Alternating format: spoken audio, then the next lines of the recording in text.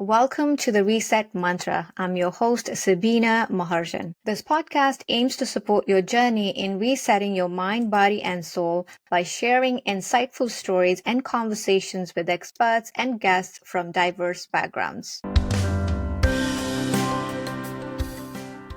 My guest today is the first Nepali American analog astronaut serving in the United States Air Force, and she's also a NASA Solar System ambassador.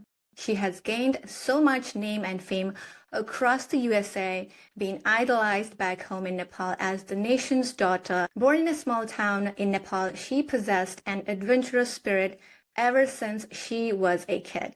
At a very early age, she courageously ventured to the United States, driven by an unwavering determination to forge her own path. Without the safety net of family support in a foreign country, she overcame each setback with resilience, viewing adversity as an opportunity for growth rather than defeat. Please join me in welcoming Jyoti Casey. Jyoti, a very warm welcome and thank you so much for being on the show. Thank you so much for having me. That was quite an intro. I like it. Thank you. I'm pretty sure all Nepalese listening to this can relate to me. I think it's a matter of pride, right? I'm very proud of you for who you are. And also, I wanted to thank you. I know that you had back-to-back training, you were traveling, and you still made this happen. So I don't know. Thank you so much for making time despite such a tight schedule. A pleasure to be here. Thank you. To kick things off, I know you're working on so many projects right now, be it in the space of analog, or be it in the space of, your education as a aerospace engineering student. What are you most excited about out of all of the current projects that you are working on? That's a good question. So 2 days ago, I was in Tucson for the Analog Astronaut Conference, and I was there as an Analog Astronaut member. So currently, I'm working with a project having an analog astronaut habitat in Nepal so that we can have student or whoever is interested to do research based on medical, based on space medicine, whatever their interest is. So yes, I'm working on that right now because for me it's very important. I got a lot of people saying they want to be an astronaut, they want to be an analog astronaut, they want to have this experience, right? And a lot of the time I help them through the application process, interview process, and a lot of the thing, right? But for some reason they couldn't make it out. And I know how that feels to get rejected from something that you dearly want to do it, experience, right, in life.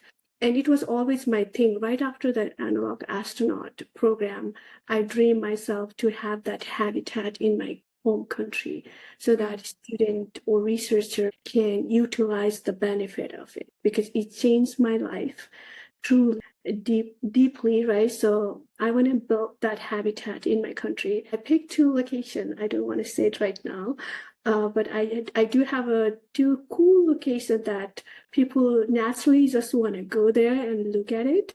And if I get that project done within like 3 to 4 years, that would be amazing. I'm looking for funding. I'm looking for network connection, even here in US, Germany, India, and Nepal. How do I bring this habitat in my home country? And I also want to do this as a long-term research facility. So if the PhD student want to come and they want to do research for at least 3 to 6 months, they have a place. They have everything they needed. So that's my long-term project. I'm very excited about it. And I shared this project with a lot of people in the conference, and they were so excited. They're rooting for me. They're supporting me. They're very positive. And I know it takes a lot to manage time and, just give yourself,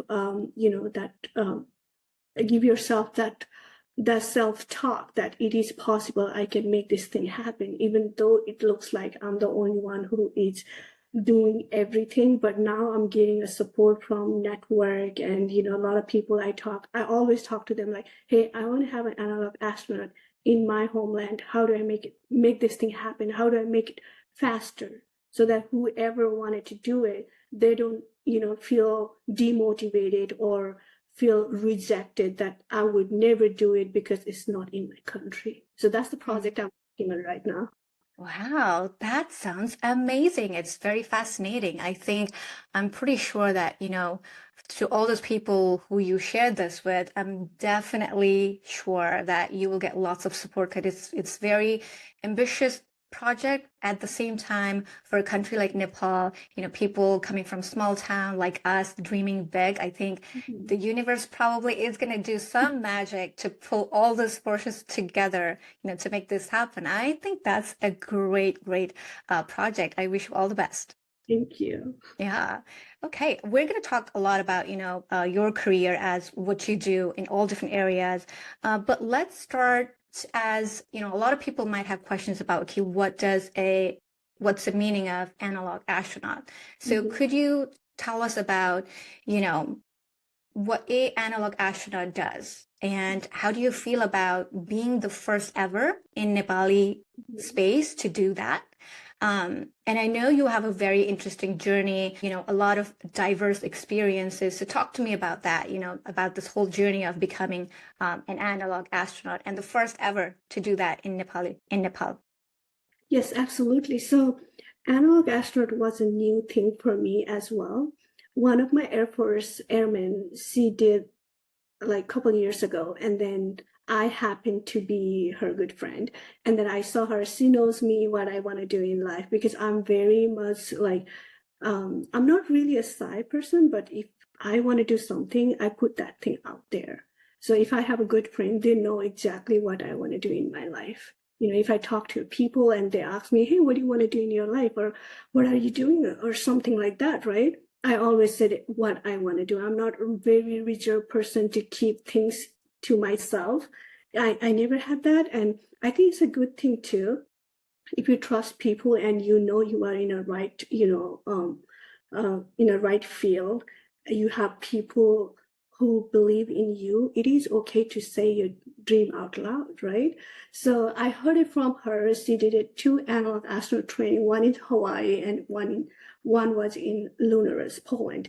And then we had a talk, and then we talked, and then I had to pick the location, which one do I want to pick? So Hawaii at that time was more only for the American citizen or resident, right? And Lunaris, which is in Poland, was more for global. So I picked the global one because the reason why I picked was if I do something globally, it will be easier for people from Nepal to apply and experience the same thing I experienced. So analog astronaut is like an astronaut training, but we just do it for like 2 weeks, from 2 weeks to 6 months. Sometimes it can be for like 1 year. Depends on your mission, depend on your what you want to do, right? So it's pretty much what astronauts do. You do it within that period of time, like from waking up, doing regular exercise, and your job as your title, your role, whatever you play as as a role, you do their job as well. So pretty much what astronauts live in a daily basis, you live that life. So that is analog astronaut. And for me, when I applied for globally, I never thought about becoming the first. It never crossed my mind at all. And I'll tell you, like, I was so surprised by the fact when I went to Nepal right after the training.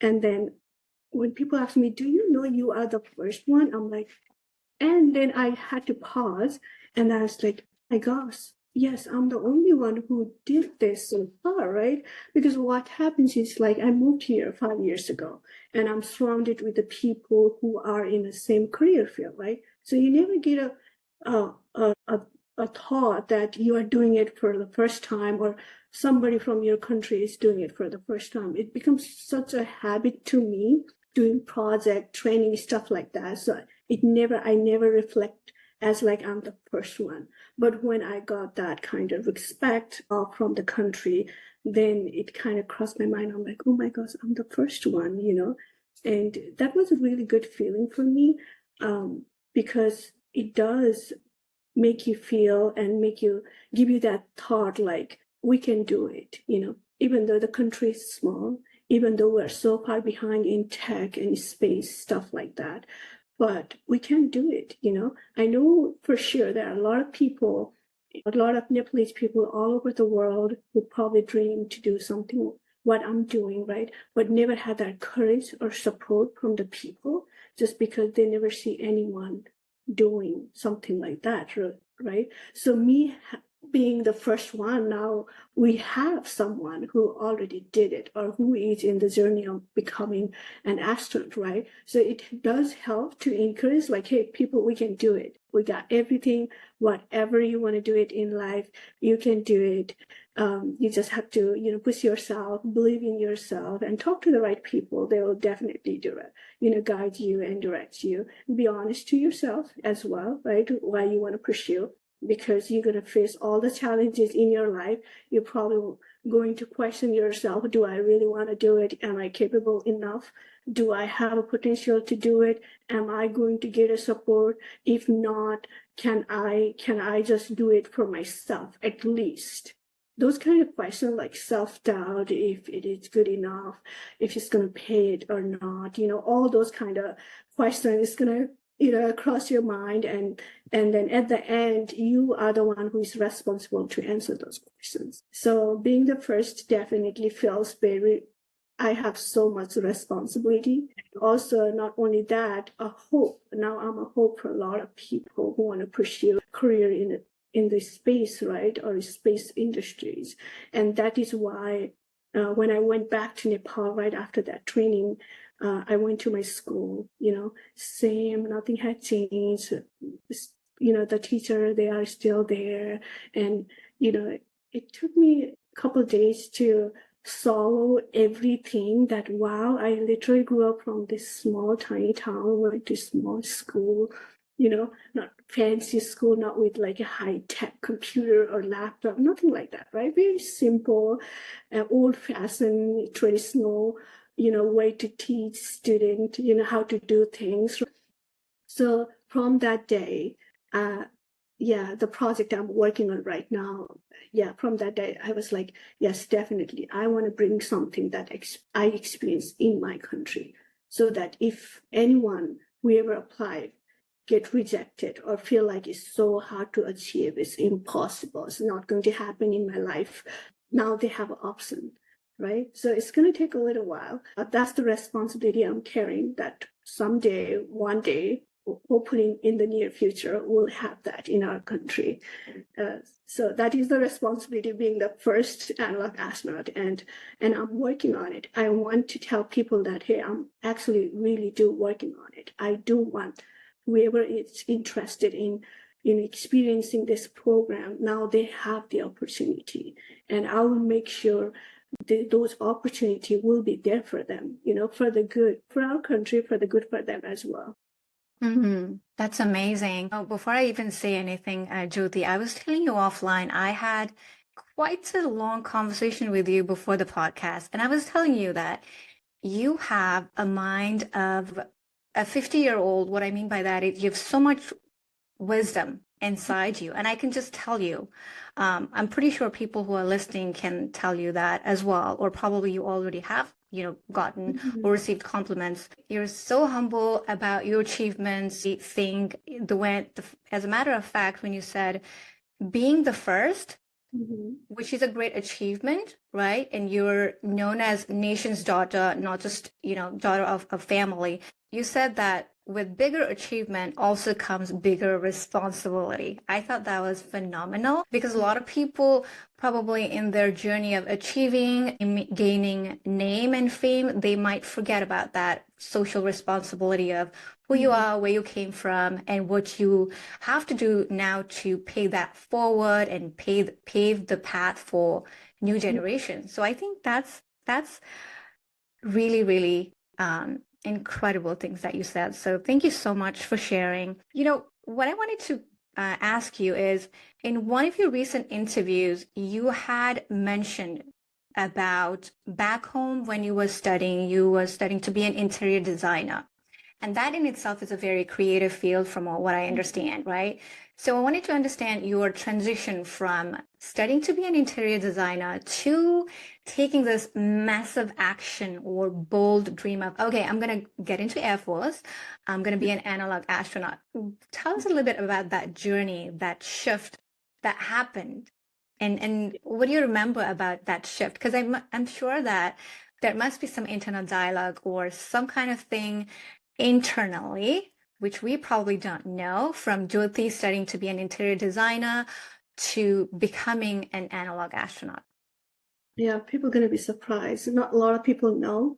So when I was in Nepal, aerospace engineering was not a thing that time. Now they have them. So the option was not there. What I wanted to do was not there at all. So I just had to pick whatever is there for me, right? So the option was either do architect engineering or wait for a year and then go to Punjab, India, because they had aeronautical engineering, and then pursue that career. That was my option. And I was like, whatever is out there for me right now, I'll just go with that. And yeah, I'll make good out of it. So that is like my attitude, like whatever is out there for me, I'm just going to do it. And I know for sure I'm going to make it. I thought that was very interesting part of your story because sometimes we will only see and know what we see in social media, who you are today. But I kind of like to go back and see where you came from. How did you get here? What kind of things did you overcome? And I think it tells a beautiful story of this bigger picture of the evolving as human being, right? The transformation that we can experience in one life. We don't have to be stuck with one choice of career. And from what I understand, I think I know that you always wanted to fly. This was your childhood dream as well, right? So yeah, that's an interesting part that I thought we could uncover for our listeners to, let them know that it doesn't matter that if you're into one specific field today, you can always switch careers, evolve, and grow as a human being, right? That's like the whole essence of this coming into this planet. Yes. So yes, I was doing interior designer. I think I complete 1 or 2 semester. I don't quite remember. It's been a long time. But back in my head, I love space so much. I wanted to fly as always.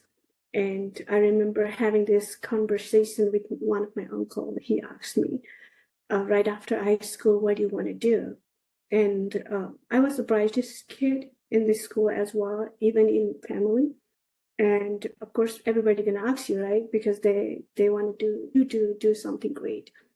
And I told my uncle I want to fly. And at that time, you don't really see women flying, especially in Nepal. It's not there for you. It was not there for me at that time. And coming from a really average background, a very small town, you don't really dream that big because you don't see anyone doing something like that. But having that support from my family, especially my dad, it actually everything becomes so possible for me. Just the way he nurtured me, or the way he just indirectly put that thought in me that you can dream big, you can do whatever you want to do in life. The hard work is always going to be there. You don't, and know like what you want to do. And he really had that faith in me from a very young age, probably like 7 or 8. He always knew I'm going to do something great. And I don't even know, I still ask to this time, like, what makes you believe that I can do anything? I can do something big like this. And his answer is like, I already know. And something like you don't really have to have like that exact time, like when's he going to be something, like when's he going to do something big. But I know for sure you have that courage, you have that kindness, and you have such a positive attitude towards life. Mm-hmm. It's very important. And I hang out with a lot of mature people, probably like older than me, like probably 10 times older than me or 5 times older than me. I hang out with them I probably adopt that from a lot of like experienced people, the attitude they carry and the experience they went through, the life itself. Probably that is why when people talk to me, they're like, where did you get this maturity? Where did you got this wisdom? Where did you see the life in such a positive angle? It's kind of quite surprising. You don't really get to see people in your 20s to have wisdom or their own thought or their own mind, and they're so clear at what they want to do in life and how they want to do it and why they want to do it, right? So the whole credit goes to my root, my parents, my grandma, grandpa, yeah, and my siblings. I'm the youngest daughter, so of course I utilize that benefit, very well. Yes, so and then I came to US. I felt like it's a blessing to come to this country if you have a dream, something really big, right? Because this country is known for the American dream, right? People come here and they become from nothing to everything, right? So I came here and I picked the career Air Force, which I did not know at all at that time because I wanted to fly. So it was so easy for me to see like, hey, I'm going to do it because I want to fly, right? I came here, I work at the nursing home as a receptionist. And then I met a woman who now she's my godmother. She was around in her 60s at that time when I met her, Asian, again, from different country. And then she asked me, I still have an accent, and she asked me, where are you from? And then I told her everything, and you look so young. Do you have your high school degree? What do you want to do in life? Do you go to college? And then I told her, like, I want to fly. I always wanted to fly. I'm really good at math. I'm really good at science, and someday I want to fly. I want to go to space. And she looked at me like, like she has a really big dream. And I was not nervous or shy to say my dream, out loud. Yeah, the Air Force happened from there. And I went for training, all the things. I made that decision. I didn't tell my parents at all. I'm going to join the Air Force. Of course, the answer is no. Why do you not have other better option to do it, right? That's the one thing. But for me, it was more kind of like I see that path will lead me towards my goal, right? Because I knew what I wanted to do, and I this wonderful opportunity right in front of me, and I felt like it's my calling. At the same time, I also went to community college here. At that time, I already set my mind that I'm going to do aerospace, no matter how. It's like for me, it's like no matter if it takes me 4 years, 5 years, 6, 10, forever, as long as I survive or I'm alive, I will pursue my goal. I just feel like I am born to do this thing. And because how everything just got aligned, meeting the right people, getting this opportunity in right time, and have this courage to make a decision towards your life in your 20s, like, not a lot of people, I think, gonna say, hey, I'm gonna join the Air Force, and they're like, what is that? Why do you want to do it? Right? They don't even know. A lot of people, even when they finally found out, like I joined the Air Force and I'm doing my training through my parents or through my sister. A lot of them were quite surprised. Like nobody would imagine like I would do something like that in the military. For them, like how people see as a young girl or the women in general, like easy career, something you can stay home, not a lot of physical hardship, something you can stay and do something very small, limited, because you are a woman, so you should be thinking about doing something easy, something not even easy, something comfortable, right? So joining the Air Force, doing analog astronaut, it's not really for women because it's not easy, right? So coming from that kind of culture, and then shifting from that culture to, hey, I'm going to do everything I can do because it's my dream. I do not really care whatever the gender I am, but my dream doesn't say gender. My dream just say pursue it, right? Not Mm-hmm. because you're a woman or a man, you just have to pursue your dream because it's your dream. If I have to join the Air Force in able to fly, I'm gonna do. I'm gonna join the Air Force and I'm gonna fly. Whatever I need to be, whoever I need to be in whatever scale I need to fit in, I'm gonna do everything. And I honestly did it. And now I think when I go back and think about it, I don't even know how I did that, to be honest. I never doubt myself, right? I'm like, I just made a decision to do it. I told my sister, she said, go ahead, do it. She never even questioned myself. The question was, how are we going to tell our parents? And I was like, once everything worked out for me, and now it's your job to tell our parents. And I don't know how she did all of that thing. I never asked, to be honest. I went for a training, and my mom was there for my graduation, and I never asked that chat, how that whole thing turned out, how my sister handled that conversation.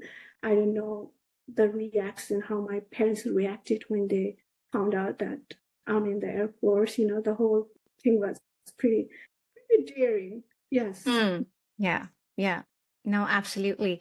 I think, like you said, coming from a small town, choosing an unconventional career is definitely something I would say daring greatly. I think that's the name of the title of a book as well. So I'm kind of borrowing the book title, Daring Greatly. And something that you said really stuck with me. You said dream does not look at gender, right? Which is so right. It doesn't look at the gender. It doesn't look at your accent, your background, your culture, who you look like, where you're from. It just says how intentional you are about the goal and dream that you are saying that you want to pursue, and do you actually do that? So I think you are a living proof of that, right? So I wanted to ask you, it certainly sounds like very daring choice. So when you're going after something you want in life, how important it is to shut down the noise that's in your external environment and just listen to your internal voice, right? I think that's very challenging to just cut down what people are saying, what your family is saying. And in your case, you had to keep your decision of joining Air Force from your family, from your parents. I kind of done things like that too, because sometimes the external voice, when the emotions get attached and, people who you love say something, you might change your mind or do it for their sake. Especially we as Asian do that, right? A lot of kids, they want to become doctor, lawyer, engineer for the sake of making their parents happy, which is very common. But I want to know from your perspective, how important it is for you to shut down external noise. And in your journey, how did you, I guess from mindset perspective, how did you prepare yourself? What kind of internal dialogues were you having with yourself? What kind of self-talk were you having with yourself to exclude those voices and, living by yourself in a foreign country, talking to stranger whose culture is different, whose food's different, whose thinking process is different, and just being by yourself? How do you get that internal resilience, right? And then not just get to that level, but then keep going and achieve that goal. I was very clear from a very young age what I wanted to do. And it's important at the same time to have the clarity of your life. And I'm not saying that everyone should know what they want to do in their life. And I'm not saying in that way. But if you are very clear that what you want to pursue in your life, then, and like you're not going to get that support, the support that you are looking for, then a lot of the time you have to make a decision all by yourself. And also knowing the fact that every human has potential to do whatever they want to do in their life. No matter whatever background you come from, no matter whatever your gender is, no matter how you look, no matter how you talk, no matter whatever your family do, it's very important to understand that human has that potential. No matter whatever career you want to do, we all have that potential. And I was very aware of that from a very young age. Even though I didn't have a women mentor in my life, women doing amazing thing, courageous thing, daring thing, I didn't have that. I didn't grow up having women all around doing amazing thing like I have in America here. And yeah, knowing your dream, knowing why you want to pursue, and knowing that there are going to be a lot of failure, knowing that you're probably not going to get a support, knowing that you're going to misunderstood so many times by a lot of people, knowing that they're probably not going to believe you, knowing that they're just going to look at it, it's just a dream, it's going to fade away quickly, shortly. It's very important to know all of this thing before other people come and tell you, hey, this dream is not coming true. For you, dream something else or pick something realistic, because it's not going to happen. So if you are aware of all of this thing, your culture, where you come from, how you grew up, and what are the things that you have seen doing out there, and if you are aware of it, and you know what is coming at you, and like whatever the judgment, criticism, feedback, good way, bad way, it's going to come at you, and you just have to be very comfortable. Whatever thoughts or opinion people are going to throw at you, you just have to be prepared. You don't even have to answer it. You don't have to prove anyone. You don't have to take a revenge. You don't have to do none of that thing. So I was very clear in this side, very much. And a lot of the time is also the mental strength, you said, the resilience, something you have to tell yourself. Like, of course, during the Air Force, when I tried for the first time, I did not get the good score. I had to redo it again because I was not prepared for any of this thing, right? I heard about the Air Force. I heard that I have to take certain tests. I didn't know how to prepare at that time. The tech, Google, YouTube was not really that familiar, right? I was literally a new kid here and trying to figure out everything by myself. So, and also, I don't know if you have been through this. People will give you ideas, and you are responsible to figure out that idea. I went to a recruiter office. They look at me. I was nowhere near to meet any of the requirement besides just having the green card and high school degree. That's all. That's the only two things I had. And then now I have to figure out how to gain weight, how to make myself physically tough, and all of other things. Take a test, make sure you pass the medical test, make sure you pass other tests. And I was preparing all by myself, didn't even know how am I going to take a test. Was it in the computer, or it was more like kind of in person, just paper and pencil? I didn't even know about that. So when I didn't do good in my first attempt, I did not feel sad at all. I did not, even though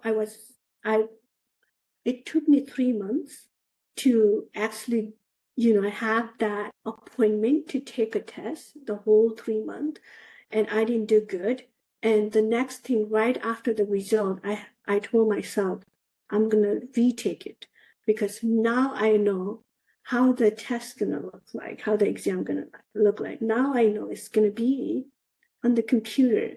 Now I know what are the areas I'm not good at it, right? So that's my own self-talk. I'm telling myself. And a lot of the time, what we do is, especially if you are in a new country or in a new field, we just have this expectation of doing great in your first attempt, right? It's our own expectation. It's not even other people's expectation. It's your own expectation of you just going to do great.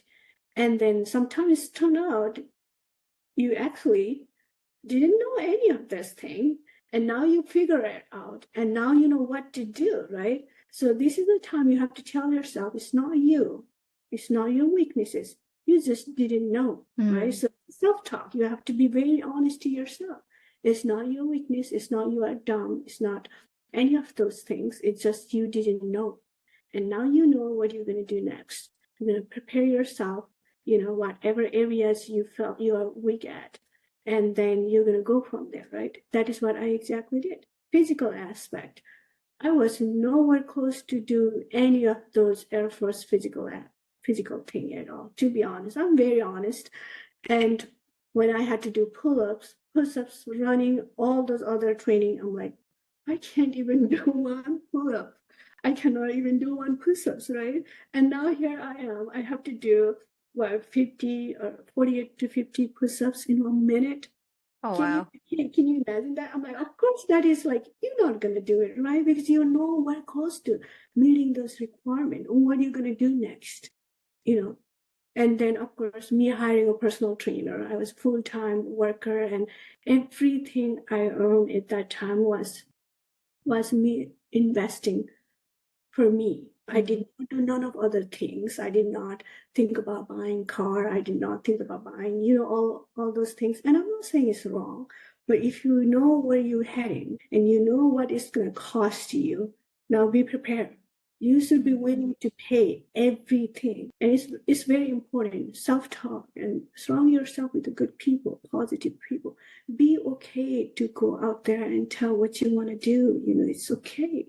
If they judge you, hey, you judge yourself too, right? Didn't you? All the time. You doubt yourself as well. So they doubting you. Why are you feeling uncomfortable when somebody doubts you? Didn't you doubt yourself as well? What did you do though? You push yourself, right? And you push yourself, you just break that barrier. You just decide to do it either way, anyway, right? That happiness you're looking for, the peace you're trying to find is within you. Everything is within you. Just have a courage and kindness, and then be positive towards your life. Be positive. Laugh about yourself. Have some. Sometimes when I do like nonsense things, I just laugh so loud. I just laugh at myself. Oh my God, I can't believe I did something really stupid, Yeah, no, it's important to laugh at yourself and treat yourself like a friend. Like you support yourself, you nurture yourself, you uplift yourself, and then you kind of laugh at yourself and be a little sarcastic and be your own friend because we live in our head, with ourselves for a really long time, right? So it's going to be a little bit fun. It's very inspiring. You said a lot of different things, and I'm sure our listeners can relate to a lot of those things, especially coming from South Asian background and, dealing with inferior complexity where girls might think, okay, I'm not good enough. How am I going to do this? There are people so much better at this, in Air Force or any career. How am I going to do that? I have physical or mental limitations. How will I be able to do that? But, from what you said, it sounded that you have to let go a lot of those limiting beliefs and those mindset that keep you small. You kind of have to overcome those beliefs, probably unlearn a lot of things that you learned as a kid, and then adopt and learn new things, right? And something that you said, about being very decisive and having that clarity in what you want is so important. And I think it's so tough. It took me a lot of years to figure out what I actually wanted to do, to have that courage to pursue and be authentic to myself. I think choosing a career is one thing, and then living your personal life in true alignment with what you want, what kind of life you want to lead. I think that decisiveness and clarity, those two things I personally think are very challenging, and I think you have that. So I think that inner compass that you have, that North Star that you have, I think it's a gift, right? Which all of us have, but we just don't take that time to dive inside, look into ourselves and figure out. Like the whole part of the self-discovery, it's very isolating, very lonely. People may misunderstand you, but I guess you just have to be willing to be misunderstood and not care about that, but be honest and loyal to yourself and put yourself out in, like uncomfortable situations and go out and meet people. And something you said, if you stay inside the room, you're not going to make things happen. I think I've done that a lot. So those things are all very empowering. Let me ask you this. As someone who's deeply involved in participating in all this research and gaining experience for or in space exploration, what have you learned? I know you touched a little bit on this already, but I wanted to kind of emphasize what have you learned in this process of exploring space? What have you learned about your own self-discovery, throughout your process of personal development? I know you are you're an advocate of personal development as well, right? Mental, emotional, all those areas. But in terms of your own self-discovery, what have you discovered about yourself today, which you weren't aware before you started on this journey? That's a good question. If people get opportunity at any age, at any age, it doesn't matter what age, it can change your life completely in a deep way that you never thought it will, and a lot of the time it's not the talent, it's not that you have to be that A student or you have to come from a well-known background or you have to come from some high class or high level background, right? Yeah, it has nothing to do with any of those things. If people get opportunity, they can achieve more than they can imagine.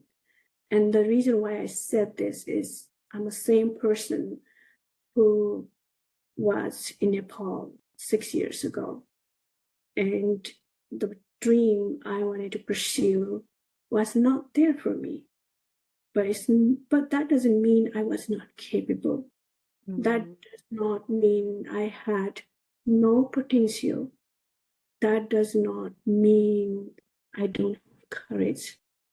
That does not mean that I can't make a decision for myself. That doesn't mean none of that thing, right? It's just the opportunity. And a lot of the time I see that talent everywhere. And it's not the fact that you lack those things. Like I said earlier, it's just the timing and able to see those opportunities. Sometimes you just have to start from wherever you are, whatever part of the world you are, right? Because when I started my career, I didn't start it, I'm going to be an aerospace engineer. I'm going to go to flight school, be a pilot, and I'm going to do all the requirement, whatever is out there. And then I'm going to think about applying, for the bigger dream, right? Because I have to do those big things, and those big things will lead to a bigger dream. But that's not how life works. And the reason why I said it is when I came here, I had to work just like other people, start from scratch, start from like finding a job. The job, I didn't even know I was qualified enough. The job, I didn't even know it was there for me, right? I started doing very little things, small things. But at the same time, back of my head, I knew what I wanted to do. But that doesn't mean like, oh, no, I'm not going to do the nursing job. I'm not going to work at the salon because I work at the salon too. I'm not going to work at the UPS and carry those boxes and deliver it to, people's houses. I'm not going to do none of that thing because none of that thing has to do with any of the thing that I want to dream for, right? So I did all of those things, to be honest. I work at the nursing home. I work at the salon. I work for UPS as a package delivery person. I did all of that thing. Does those things has to do with this space? And the answer is no, right? Space is the whole different career, and those doing little job is a whole different thing, right? But be okay and be comfortable where you are is very important, and at the same time, not forgetting what you want to do is also important. My dad used to say, just because you're born as a human being does not mean you are a human. It takes an entire life to act like a human, to figure out, to go through all ups and downs, to understand life from your perspective, from other people's perspective, right? And a lot of the time, trust yourself. Be patient is very important. My journey, just me, making the decision to join the Air Force, and it took me almost like, I don't know, 13 to 18 months. I had to wait, after even I did all the physical training, every exam, everything, right? I did everything I could do. And I was on the waiting list. I was just waiting their call, their email, checking email all the time, thinking that if I miss my call, something like that. I waited for a couple times. Just be patient. Like sometimes it's hard when you hit all the check mark, and you on the other hand is like, there is nothing else I could do. Why is it taking so long? I know we talked about this. We both are from small town, but what would you say to these girls who are probably listening, or sometime in future they will get to listen to this video or audio from, who are from rural area in Nepal, from small villages, who are probably dreaming big, seeing the planes fly by and looking at the stars and moon at the night and dreaming big. And there might be a lot of little girls who aspire to pursue their passions and dream against all odds. What would you say to those who are listening and feeling needing a little bit of words of encouragement, or having some self-doubt as to, can I do that? I'm not good enough. Right? What would you say to those little girls who are listening to this? Be optimistic. Yes, hopeful. Be hopeful. Do not just think there are bad people out there. Just because that is all you are circled around, right? Just don't think that you are not capable enough, because world is changing. It's not going to be the same. My story will be different. My problem will be different. And for us, when I grew up, I didn't have female mentor. I didn't have women achieving great things. Now they have us, right? Now we're paving the path. So the life will be challenging, but you just have to pick. Do you want to go through the problem or struggle of not doing, or by doing? It's complete. Both paths going to take you to the challenges, life challenges, those doubts, all the things. But you have to be able to pick which one do you want to do. Do you want to take a challenges that's going to probably helps you to grow mentally, physically, spiritually? Do you want to be the life learner? Do you want to do something that you want to do? Or do you more want to listen to those crowd or noise because it's easy, because it's out there, because you don't have to attend, it's just out there, right? And just don't think because wherever you are, it's not possible, so you should not dream. Because if I had that kind of mindset, I would never be here today. Because at that time, nothing was possible. Chasing aerospace engineering, doing Air Force, joining the Air Force, working in the space industries. None of that thing was possible at that time. And now it's possible.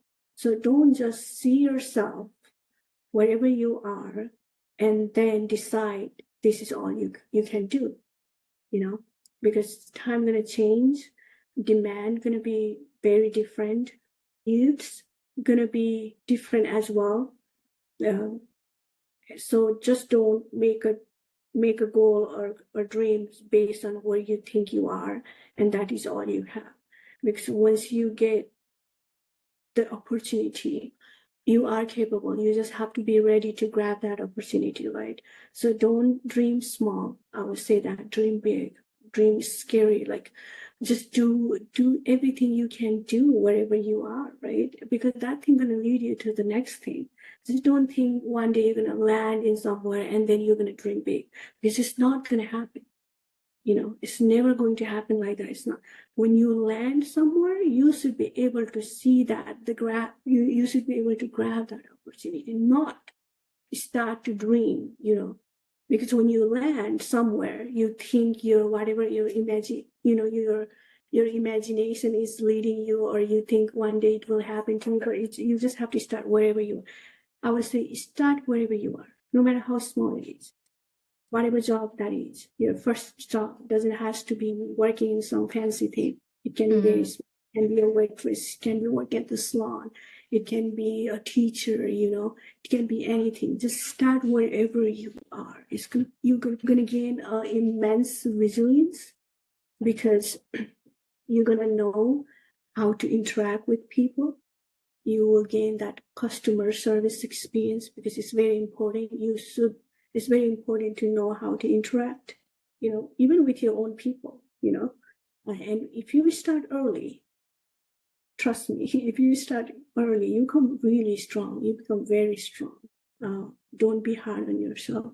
Yeah, those are all so, I think a lot of the things that you said, those are like day-to-day internal dialogue we as a woman, not just as Nepalese, but all women around the globe go through, right? That internal dialogue of feeling like, okay, we may be not good enough, or hesitating to ask questions, and what if people are going to say something, or that fear of being judged. So I think those are great call outs. My goal as an engineer, I always say that my job is to make people's life easy.